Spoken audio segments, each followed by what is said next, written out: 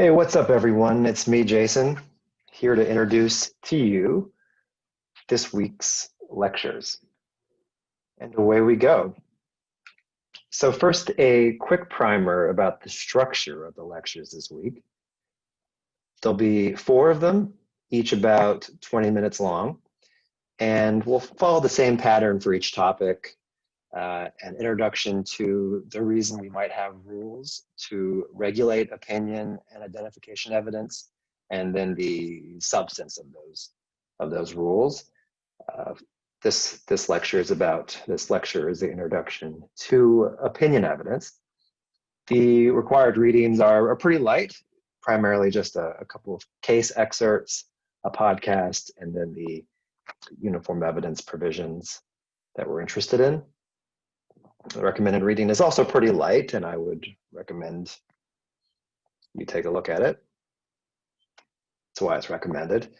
So let's jump into opinion evidence, focusing on the normative concerns with expert opinion evidence, which is, I think, the more contentious branch of opinion evidence, the other being lay opinion. And I'll briefly, before I show a quick video that maybe illustrates a few of these, I'll lay out what are some of the historic concerns with expert evidence. The first two flow from that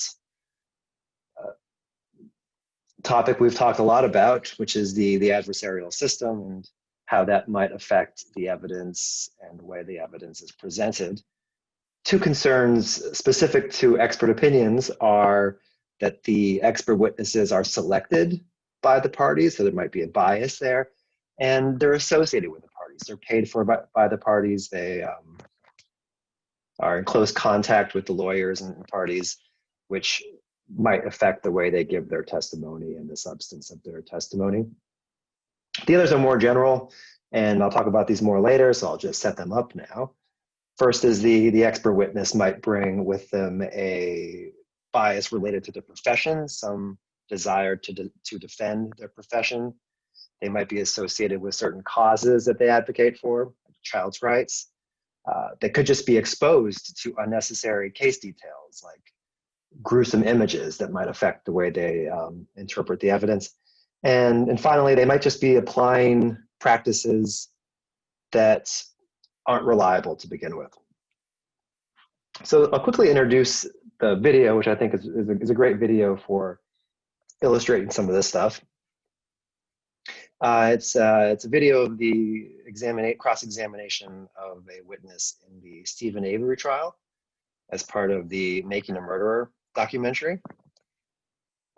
Steven Avery illustrates both topics for this week in that he was imprisoned for a sexual assault that he was later exonerated for because they found the actual person who did it.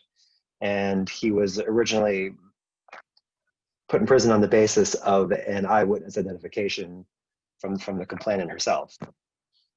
He just looked a lot like the actual assailant. But what we're interested in is the later, after that, he was suspected of and then accused and convicted of another a murder.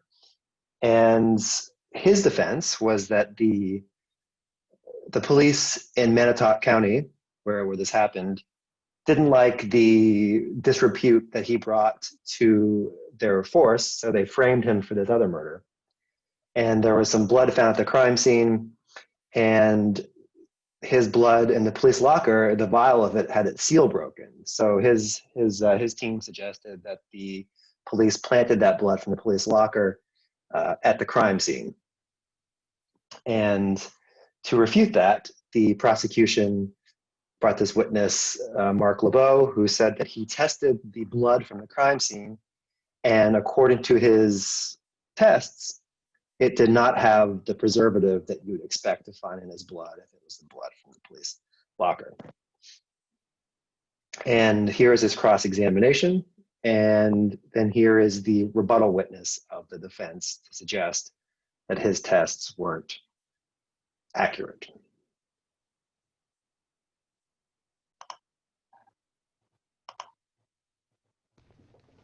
You testified about why the FBI would have any interest in this case in the first place. Recall that? Yes, I do. You testified that one of the FBI's concerns was that if there's a corrupt cop on the street doing something illegal, and certainly planting evidence to frame somebody would be illegal, right?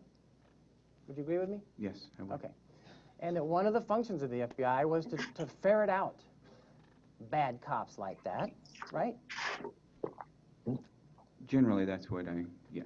Okay. Generally, that's what I said, yes. I'm going to show you what's been marked as Exhibit 479. Would you read the sentence on top of page 2? It discusses the purpose of this request for your services. The purpose of this request is to establish the presence of EDTA in the vial of blood, thereby eliminating the allegation that this vial was used to plant evidence. Okay. Can you show me anywhere in there where that request says our purpose is also to find out if there might be any evidence that there's a corrupt cop in Manitowoc County?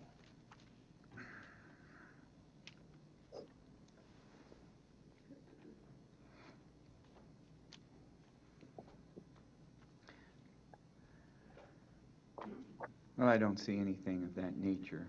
Is homicide of a citizen in the state of Wisconsin a federal crime? No, sir, it's not. Okay. Is mutilation of corpse in the state of Wisconsin a federal crime? No. Okay. So, the purpose of you getting your federal agency involved in this state crime was to eliminate the allegation that this vial was used to plant evidence. Isn't that true? No, sir. If I can elaborate, I'd be happy to explain. You can elaborate later, sir. You only tested 3 swabs that were reported to have been found in the Teresa Halbach vehicle, right? That's correct. Do you know how many other stains were also found in that vehicle? No, I don't. Your opinion that there's no EDTA in the swabs from the Halbach vehicle then is limited to the 3 swabs that were presented to you. Isn't that right? Could you repeat that? You expressed an opinion a little more broadly than perhaps you intended to, I believe, which was that the bloodstains in the Halbach vehicle could not have come from the purple vial that you tested, right? That's correct. But you're actually referring only to the 3 stain swabs that you tested, correct? No, I believe my original testimony is what I meant.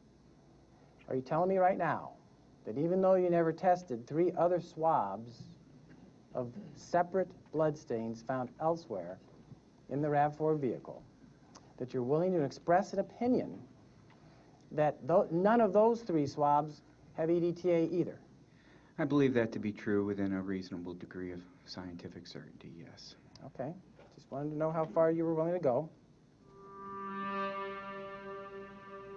The issue with this procedure is not whether or not it's a valid result if you are actually detecting EDTA. This is a good method. If the results end up that you detect EDTA and you identify EDTA, that's a good indication that EDTA was present in that sample. The problem really occurs when EDTA is not detected in a blood stain. And the problem in that regard is, from this method, I don't know whether that's simply because they didn't detect it or because it wasn't there. I can't tell the difference between those two for this method. I don't know really what their method detection limit is. So I don't know whether they didn't see it or it wasn't there. And looking at the data that is available in the stack, the validation tests that were done and those sorts of things, is there any indication that the FBI ever found out what the actual detection limit or method detection limit would be for this kind of a test? No, there's no such indication in these data. And so from this data, can you express any opinion about whether the 3 stains examined by Mr. LeBeau could have come from the blood sample, the blood tube Q49 that was also examined? It's quite possible that those blood swabs could have come from Mr. Avery's blood tube, but simply not been detectable by the laboratory. So even having gone through this test, is it possible that EDTA is or was in those 3 RAV4 stains? Yes. What about the 3 swabs from the RAV that were not tested by Mr. LeBeau? Can any conclusion be drawn on that? I'm an analytical chemist. I'm not in the business of just guessing what's in samples. We have to test samples to decide what's in them. Stuff, incredible stuff. So I'm now going to comment on that cross-examination and examination in chief in the context of these concerns with expert witnesses. So the first, starting with the adversarial biases, association bias and selection bias, we can see one potential concern with that, which is that we don't know exactly what happened prior to Mark LeBeau or Janine Arvizu being retained. So it might be that the police, that the prosecution approached many different people. It might be that Mark LeBeau's opinion here is very unusual, and most people are more like Janine. We just don't know. So there could have been some selection bias going. It's not so clear. When it comes to association bias, I think the man doing the cross-examination was trying to get the idea that maybe Mr. LeBeau, being an FBI investigator, being an FBI employee, you have some sort of allegiance with law enforcement. So he said early on, hey, I'm looking at your retainer here, and it says that your job was to eliminate the possibility of wrongdoing. It doesn't, by the police, it doesn't really say that you're here to actually perform a proper investigation. Where is that in the retainer? It seems like your whole job here was to find evidence against Steven Avery and for the police. And as this quote here indicates, this has been something that has been here for a long time, has been known to courts for a long time. And before I move on, I'll also say that there also could be some allegation, even if it's not about what side you're on in this case, maybe as a member of law enforcement, FBI, there's some sort of professional bias. You have some wish to defend other law enforcement. A little closer to home, you might be aware of the case of Gordon Wood in the Crown. He was later, his conviction was later overturned by the Court of Appeal. And one of the issues was one of the experts for the prosecution in this case, a man named Rod Cross, had a sort of historically bad self-own / victory lap he was trying to do after the original conviction. He wrote a book talking about how he was this sort of all-star witness for the prosecution that helped secure this conviction. But in that, he said all these things indicating that he always thought his sole job wasn't the administration of justice, but to get this conviction. And later, this book became fresh evidence in the appeal, which eventually overturned the decision. And later on, there were some allegations of malicious prosecution, but that's neither here nor there. So we've talked about professional bias. Knowable cause distortion. One example of that might be this 2017 case in British Columbia, actually, where the witness for the Crown, it turns out, has said all these things, suggesting that her sole job is to secure convictions for people who, which is definitely a noble cause, people who assault children, but it might suggest some of the things that she's she said might suggest that she is not approaching this out of a desire to see justice done in this particular case. Also, it didn't seem like she had the greatest credentials. Some of her degrees seemed to be from not very. She bought her degrees. I guess we all do to some degree. As I mentioned before, there are concerns that sometimes expert witnesses, are exposed to information that is irrelevant to what they're doing, but that biases their decision making. So there have been many studies on this, and it seems like in the cases that are close calls, here was fingerprint experts, being exposed to disturbing photographs from the crime scene can make them more likely to say that it's a match. Now, when you're comparing two fingerprints to determine if they come from the same source, whether the crime was particularly gruesome has nothing to do with that task. So this should not affect their judgment. It does. They shouldn't be exposed to it, but they regularly are. The study also found evidence suggesting that if it's a really clear decision, that in some cases it's quite obvious, those weren't affected by the emotional information. Another source of context information that is something that witnesses should not be exposed to is whether another expert found it was a match, because we're hoping to find what their independent decision is. So perhaps not surprisingly, given all of those sources of bias, those causes for concern with expert witnesses, research among DNA exonerees in the US has found that expert evidence, forensic science testing errors in particular, are the second most common source of these wrongful convictions. And in many of these cases, it's for a reason that I haven't really gotten into yet, but it was also hinted at in that cross-examination. And that's that just in forensic science in particular, for many practices, it turns out that we actually don't know how well these practices work. And historically, for a long time, the practitioners, the forensic scientists, have said that their methodologies are error-free. And with the rise of DNA testing, about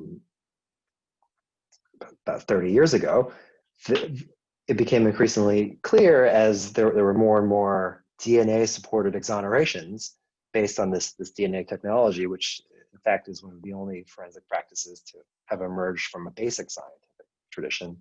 Most other forensic science practices have emerged from actually just police or other practitioners, not actually doing any studies or any research on the practices, but just coming up with these practices ad hoc during the process of a criminal investigation, but never actually testing them. What we learned from DNA analysis is that there were a lot of wrongful convictions, and we also learned what the sources of those were. And it was things like,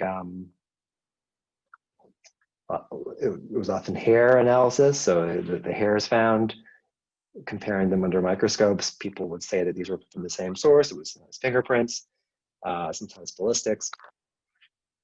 This led the National Academy of Sciences in the US to say that the bottom line is simple. This was a large-scale review of practices that were happening. The bottom line is simple. In a number of forensic science disciplines, forensic science professionals have yet to establish either the validity of their approach or the accuracy of their conclusions, and the courts have been utterly ineffective in addressing this problem. So here we might be thinking, what can courts do? Like, should opinion evidence law step in and try to prevent this type of evidence from reaching the fact finder?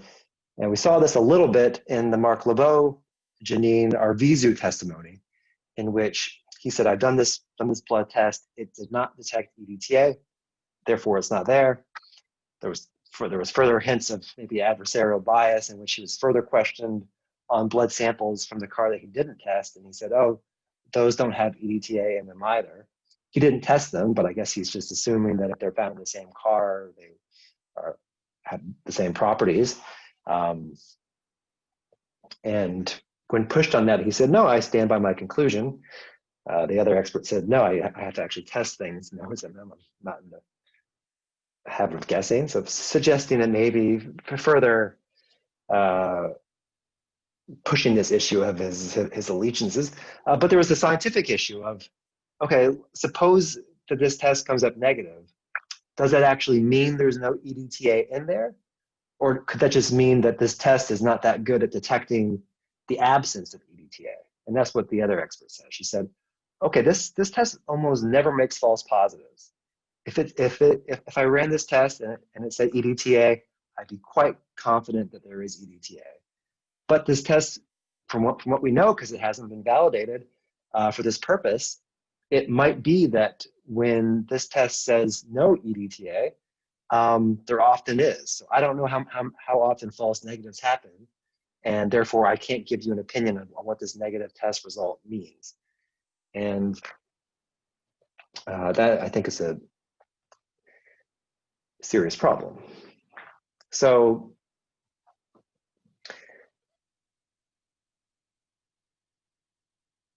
let's start with this. So in response to that, in response to these ways in which the adversarial system doesn't seem to deal with expert evidence very well, especially forensic science evidence.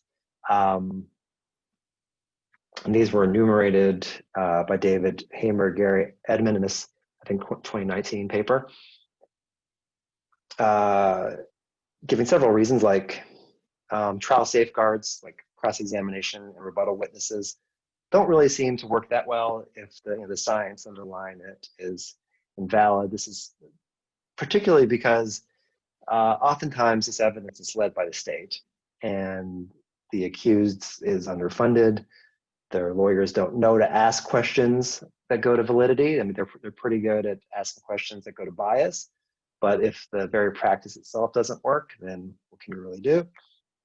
They can't afford rebuttal witnesses.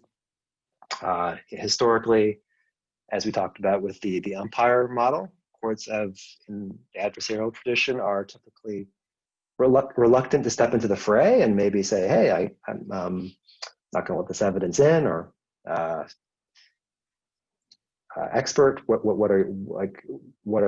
how reliable is this? And perhaps we have too much faith in the initial jury's decision, and it's maybe too difficult to bring in fresh evidence about scientific validity. All of these suggesting that we need maybe some more aggressive evidence rules. Now, the alternative view here is from Fred Schauer and Bobby Spellman, who would say, actually, expert opinion evidence isn't really that different than other forms of dangerous evidence that we don't regulate, especially. They compared it in particular to identification evidence, which I'll talk about soon. And they said, well, here are the reasons that people have said that opinion evidence is different. It's an opinion and not a fact. But then they say later on that, well, opinions and facts there's not a very clear demarcation between those two. And a lot of times when people are saying facts, like things they've observed, they're actually reconstructions of things they've observed, perhaps more in line with opinions. We give experts particular latitude in providing hearsay evidence. So if you recall, we allow experts to bring in hearsay when it provides the basis for their opinion, and due to Section 60, it can therefore be used for the truth of its contents. Talked about Quick and Stolen, and you can also see Django and the Northern Territory. And then the other kind of classic concern, they say, with expert evidence that really isn't a concern, according to Schauer and Spellman, is the risk of overvaluation. They say that we regulate experts, especially because we worry the jury will overvalue their opinion. And they say that there actually isn't much empirical or psychological evidence for that. The classic overvaluation idea is this thing called the CSI effect, which we'll talk about a bit more later, which has many different forms, but one form is that jurors will see forensic science evidence and say, oh, on TV, this is error-free, so I'm just going to trust it unconditionally. So moving forward, I think, based on all of this, I'll try to go quicker from here on out. Some questions might be, if you're more on the Hamer and Edmonds side of things, what would be some rules that would help better safeguard the trial against expert evidence? And are the current rules that we have up to the task? Do they go too far, as perhaps Schauer and Spelman would say, or do they not go far enough?